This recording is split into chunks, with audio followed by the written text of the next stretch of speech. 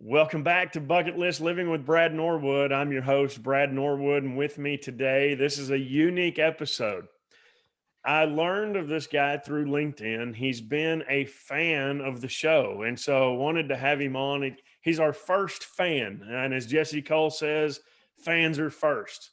I want to welcome the Managing Director of Strategic Partnerships with the company Zoro, Patrick Lavelle. Patrick, welcome to the show. Brad, thank you. It's great to be here. It's a pleasure, and I am a big fan, so it's a great opportunity. And thanks for letting me come on the podcast. Well, as always, I thank you for your time to be able to join. I know we've tried for several months to coordinate times to be able to get on and record. And you're a busy guy, and I appreciate you allowing me the time today to interview you. But I am most appreciative of you being a fan of the show. I've got to say, Patrick, you were one of the first ones that reached out to me. And I think it was after the Jimmy Dykes episode number 3 or 4, that you reached out and you said, I love the content that you're producing. I love the show that you've started. And quite frankly, I was just still getting my toes wet. I didn't know what I was doing, but thank you so much for listening and always being encouraging of the show. Sure, absolutely. So, Patrick, I want to dive right in. Now, we've got some things. I always, me, I don't like to talk about news, weather, and sports because I like to dive in, get to the surface level of life. But we've got some commonalities here that we've got to discuss first, even though it's on the news, weather, sports level. Our common factor here, you're a big Notre Dame fan. Our common factor is Lou Holtz. Talk about being a Notre Dame fan. We missed out on the Arkansas Notre Dame game this year because of COVID, but talk about your love for Notre Dame. Wow. So it's a very unique relationship, family-wise, in my home. So I'm probably going to age myself here. I haven't missed a game since I was 6. Yeah. A lot of that is by pure luck. A lot of that is by having a tremendous wife that lets me have Saturdays during football season all to myself. That includes sneaking onto the bus on our wedding day and catching the game, on our honeymoon, planning an outing around a Notre Dame BYU game. It's sad that I still know who they played, but I just grew up with it. It was something that my father, my grandfather, it's what you did on Saturdays. My father would say it was kind of like going to mass twice on the weekends. And it just was. It was, the house was open, there was food, people came over, and it just stuck as to when we got married that it flew to our house. Like the tradition continues. And man, I never thought it'd be since '88 since they won a national championship last. So I sat through a lot of potentially good years, a lot of lean years, a lot of ups and downs. But I think my biggest resonation of Notre Dame is I met Holtz twice in my life. So once as a kid, and then I met him later on when I was coaching high school basketball. So it's been quite a ride, and eventually someday they'll win another national title. Yeah, hopefully so, and hopefully eventually we can get the contract back renewed, whether it be in South Bend or here in Fayetteville, to see those two play each other. I know my best friend is a big Notre Dame fan as well. I've connected you with Adam Wells Yes.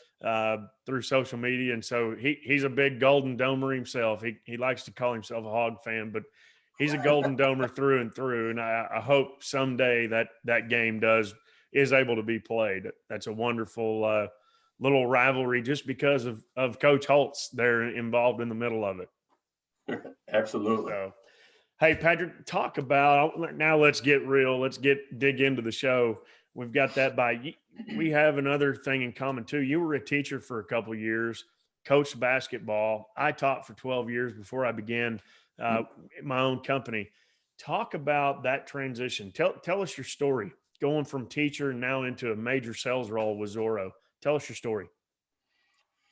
Yeah, so in college, initially I was an econ major and had this great idea that I loved coaching so much that, coaching and teaching, it made sense, right? Being a teacher, being a coach. So I did teach 2 years in a Catholic high school and really enjoyed it, right? I mean, the structure, the discipline, having a plan every day, and then getting out of teaching and into sales, right? So been in sales now almost about 16, 17 years. And it was a pretty simple transition, to be honest with you, because in the sales world, right, you gotta be structured. You gotta have a plan every day. It's no different than having a lesson plan when you were teaching, right? You wake up. It's kind of like what you talk about sometimes, like having a purpose, right? Being intentional, and that's what it is. Whether you're teaching or in sales, you can't just fly, by the seat of your pants. You got to be very diligent in what you do. Have small tasks, get those accomplished, create that energy, and keep things moving throughout the day. So it's translated well, right? Even with giving presentations in front of people or large groups, public speaking, right? Like if you can teach, Yeah. and you can talk, and sometimes I say, like I joke with potential clients or suppliers, and I'll say, listen, I'm a sales guy and I'm Irish. I have the gift of gab, and it just comes natural. So yeah, very simple transition in my life. Yeah, I love how you talk about the intentionality, and we'll get to some of that in a little bit as you're a participant of our first step, the ICE program and the bucket list life plan. But I love the intentionality there in the comparison you made of really it's a daily lesson plan, right? Going into sales. Talk about enhance that intentionality, those small wins that you mentioned. Talk about that in your game plan for the long game for sales. Yeah, so I think if you have like a daily plan, right? Like if you're diligent, like if I look at my calendar, for example, right? My calendar today is going to dictate my future outcomes, right? So it's kind of a very old philosophy I've had in sales where you might have, 2, 6, 8, how many potential or calls every day with clients or suppliers, right? I would just call them customers or clients. So it's having set appointments, and in the sales world, you can't have that funnel. It's not always going to be full, but you don't want it to run dry. So I call it book two, run two. It's looking for two potential new opportunities in the future where they currently aren't doing business with us. And when I say run two, it's running two new appointments every single day with, again, suppliers or customers who are not doing business with us. I might have other calls throughout the day with, potential customers that are moving along the sales process, but they're not generally new, right? It's not that first conversation. It's not that third conversation. And then, being disciplined on my calendar. My calendar is generally blocked out from 6 or 7 a.m. until 3 or 4 in the afternoon. And it's whatever's on the calendar at that time slot. That's what I'm doing. And that kind of goes back to when I coached. When I had a coaching plan for practice, that's what you did for that period of time. You Mhm. didn't go over it. You didn't spend more time on it. You went back to it if it was needed. So that provides the structure, and you don't get pigeonholed into one single thing, and that's all you're going to do all day long. So it's having that plan. Yeah, absolutely. And a slight reference to Jimmy Dykes and his book, if you will. Don't get bored with the basics, right? Keep those Right. things, especially in basketball. You've got to be able to shoot free throws. You got to be able to rebound. You got to be able to block out. Sounds so boring, but you can't get bored with the basics, right? Absolutely. So, Patrick, you're the strategic management development of relationships for Zorro. People listening right now, the only Zorro they know, he wears a black mask and carries a sword. Right? It was years ago.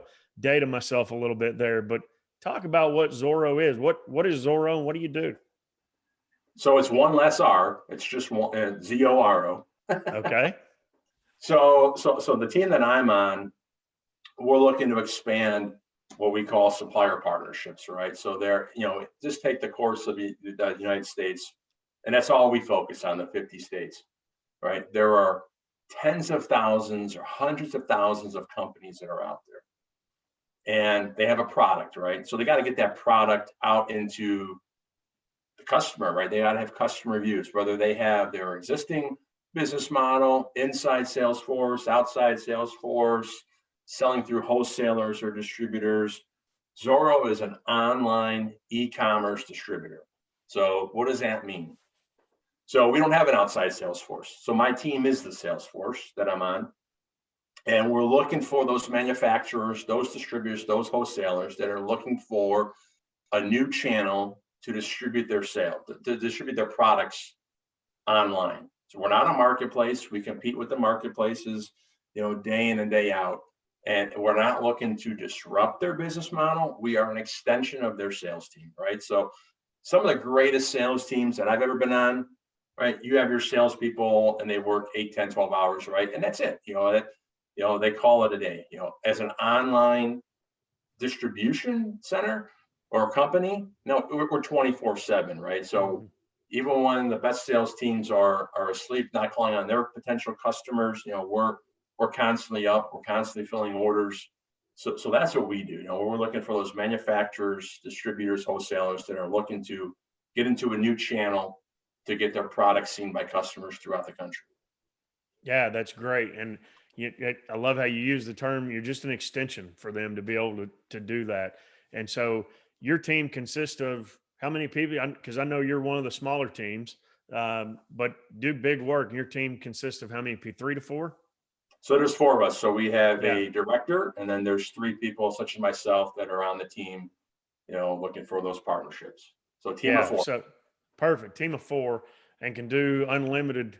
Yeah, your power is unlimited, right? With the great World Wide Web and those vendors and wholesalers that you're reaching out to be able to expand. I want to talk about your team of 4 because when we first connected, your team of 4, you graciously invited me to speak online to your group, and we went through the ICE program. And so you're one of the participants. Talk about the ICE program and the impact that that's had for you personally, and also for your team. Yeah, so I think it's a great, and I don't want to say it's simple, right? Because it's not simple, but it's a simple thought process on a daily basis. And if you hold to that, the changes, can be very dynamic, right? So it's having that, being intentional, right? So it's knowing what you're going to do on a daily basis. It's having that plan that's going to be structured, it's going to be diligent, that's going to lead to results. And then the challenges behind it, right? So what's your short-term vision? It's kind of like what I equate to, remember bifocals, Yeah. right? So you got to learn to see near, and you got to see far, and that's what the challenges are. It's having what's in front of you in the near term as, hey, this is something we can get accomplished in the next 30 to 90 days, and then long term as well. And the great thing about ICE and the bucket is it doesn't have to be just work, even though that's what we focus on. It could be outside of work in your daily life, right? And then I think the biggest thing is, maybe what you talk about with the E, it's envisioning, the experiences and getting to that, knowing that you have something to be proud of when you get to that end goal. Hey, you've hit this, you've accomplished this, and this is my reward. So I know it's been helpful for us when you presented it. It changes that switch in your brain to say, okay, listen, I know I can do this. You weren't asking a lot from us. It's starting small and building it from there. Yeah, all about perspective that we talk about through the life plan, and you've done an excellent job. I know you messaged me back and forth a couple of times with some things that you're either challenging yourself or being intentional about. And I love how you talk about envisioning that experience and talk about rewards, because as a sales guy, we love to be rewarded, right? What type of rewards does Zorro and your a division of Grainger, what type of rewards have you seen and been successful with throughout your career there? So I take it from both standpoints. So on the Grainger side, I used to be a Grainger seller.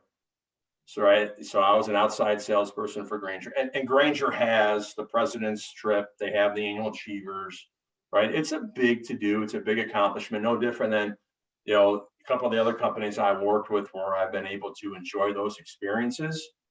So that's something that Grainger has done for years and years, and the top performers get that, right? And that's great. I will say on the Zorro side, we don't have that yet. And I say that because our sales team, as you just talked about a few minutes ago, we're new, right? We've been around 18 months since this was put together. So it could be something that is coming down. It could be on the horizon, talked about internally, but it's not there yet.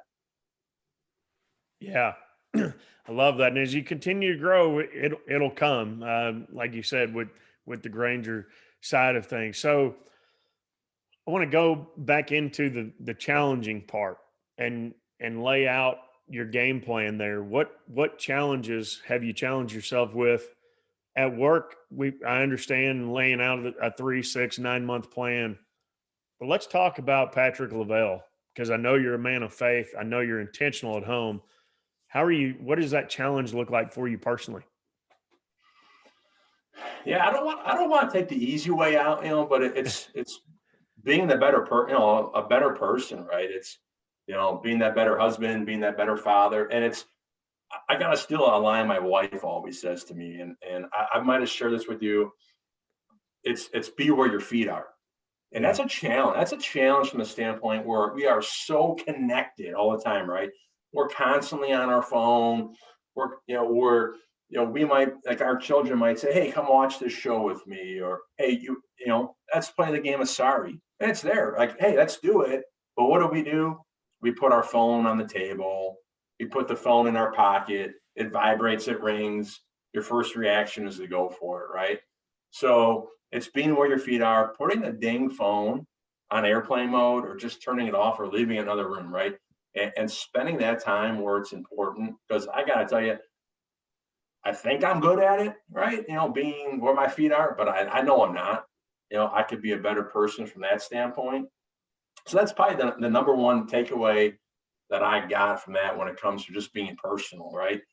And then I have, if I was to turn my or my computer around, you'd see probably a couple hundred books in my cabinet. And you're going to say, "Man, you're a reader."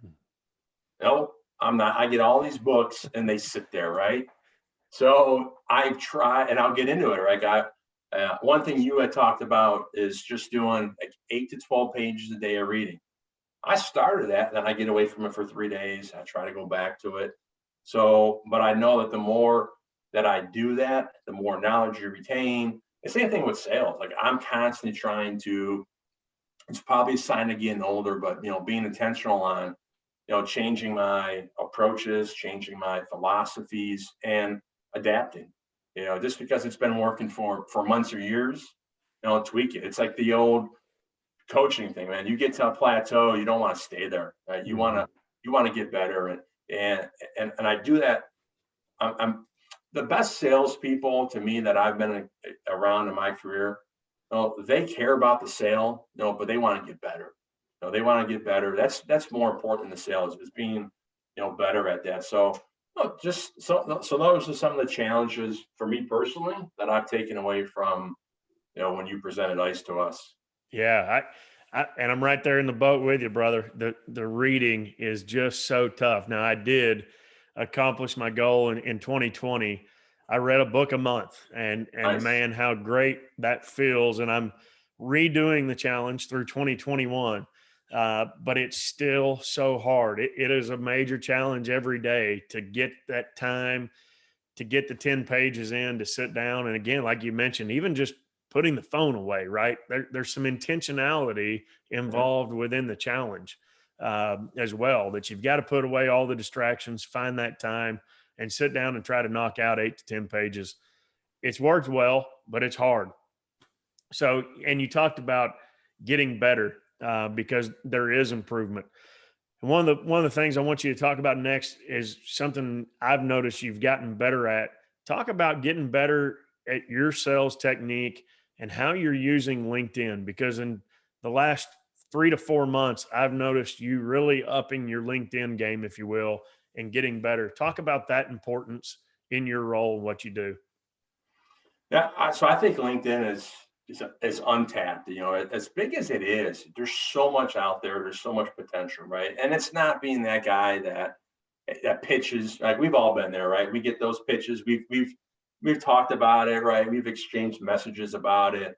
It's not being that person, right? But there's so much knowledge out there, and there's so much potential. So I probably spend way too much time on LinkedIn from a work standpoint, trying to find opportunities, but it also makes you have quality, right? Mhm. So you're not just reaching out. There's going to be times, right? You got to reach out blindly. You don't know who the decision maker is, but when you spend the time, and it's quality time on there, you can pretty much find like this is probably going to be my decision maker. This might be the decision maker, and then you could send them a personal message, right? I'm not so much on direct messaging through LinkedIn, right? You can find an email address. You can craft something that's great, and I try to keep it to 30 or 35 words or less, but make it personal, make it attention getting, create curiosity. But you can find a lot on there, and it's engaging with those people who could be a decision maker, engaging in their content, right? Engaging in the content for weeks, or maybe it's a couple months before you even do reach out. They're like, hey, this person's active, this person cares about what I'm posting.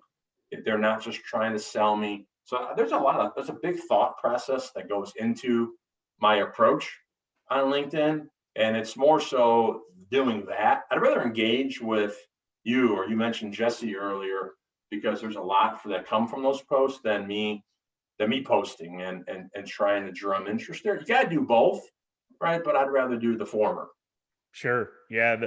It's amazing the people that come to me and, even just out in public and man, I see you on LinkedIn. I see you're doing this. And I see you doing that. And sometimes it catches you off guard a little bit, almost some stardom, but you stay humble in that. And really where I see the most value is, like you said, through the comments, engaging in others' uh, posts and ideas that they've had out there. The engagement that you can create through the comments is invaluable, is it not? It is. I mean, that's creating relationships, and that's kind of how you and I met, right? I've told the story to you and others. Is you've changed it though. You've changed your profile, attention getting, but that was why the best attention getting profile that I have ever seen on LinkedIn, and it worked, right? This is the guy I wanted to engage with. I was soaking up your content. It made me want to reach out, but that's good, right? I mean, that's why you're there.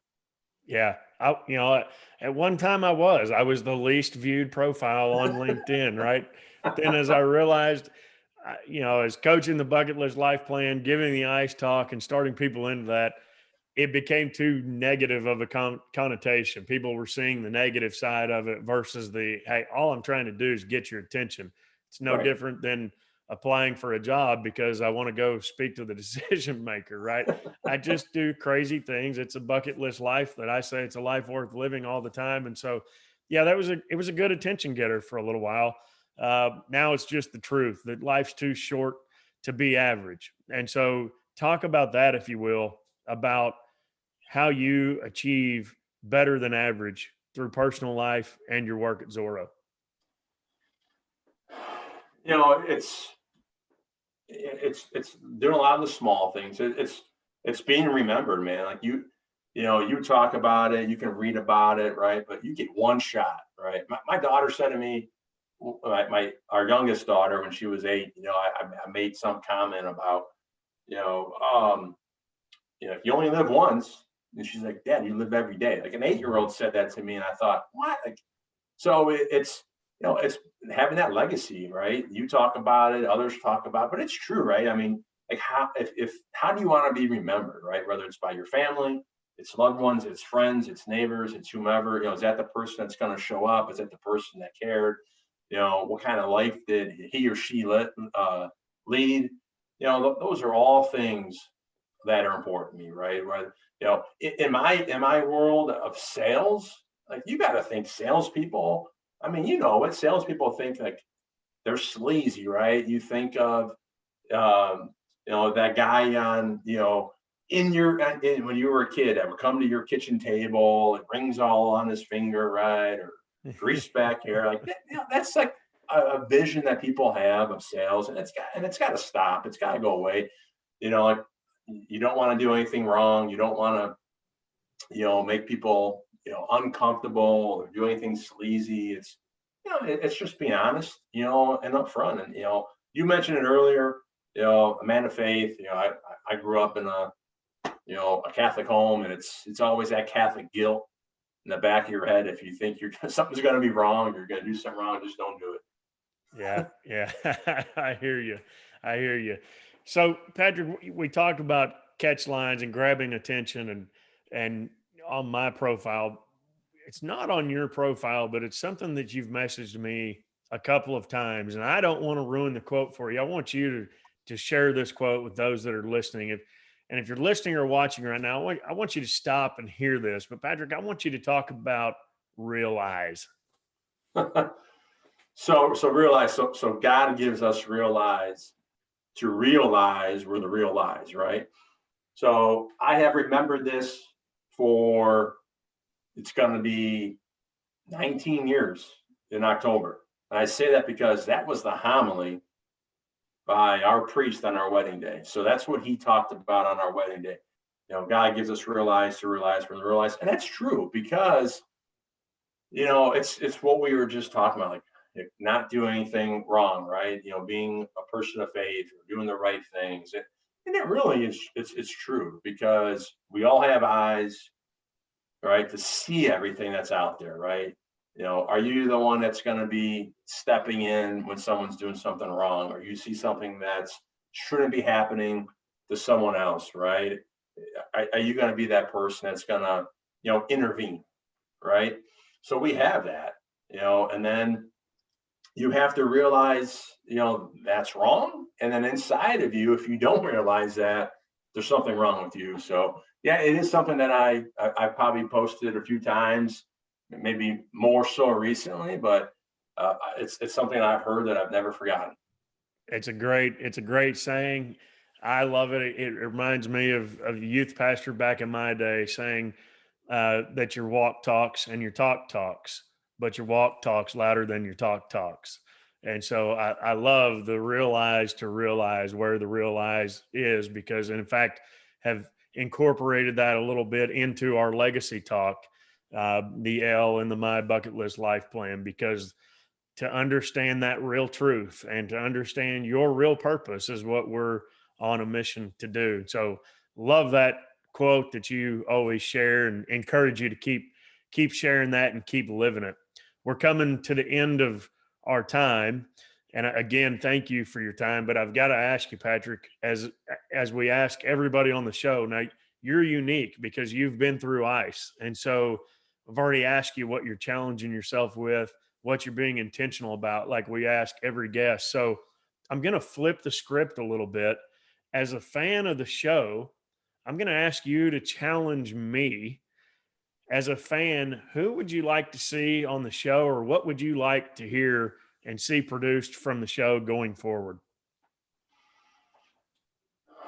You got a lot of great content out there, so you really put me on the spot. It's kind of hard to make, to make someone have to think here and have them go silent. So, uh, who's I guess maybe I'll give you one for sure, who I think has some phenomenal content on LinkedIn. And I don't think he's been on your show, but Josh Braun is one.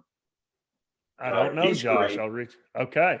So I don't know if you follow Josh at all. He's got really good content. It seems to be growing more and more every day. So that's a good one there. Awesome. We're going to put that out there, Josh Braun, or any fans of Josh Braun. If you're listening, I'd love the introduction to Josh, and we'd love to have him on the show. Patrick, I appreciate your time today. Again, thank you for being a fan of the show. Our best wishes to you and best of luck to you and your family as you continue on with Zorro. Hey, listen, if you're a wholesaler, distributor, and you need help getting your product put online through that platform, Patrick, how can they reach out to you and get a hold of you? Yep, probably just the simplest thing is, either through LinkedIn, right? Look me up on LinkedIn, or, send me an email. It's simple email, first name, period, last name at Zorro.com. One R, Zoro.com. And I'll put that in the show notes. You can always reach out to me as well. Don't forget to subscribe to our YouTube channel below. And remember, until next time, the bucket list life is a life worth living. Thanks, Brad.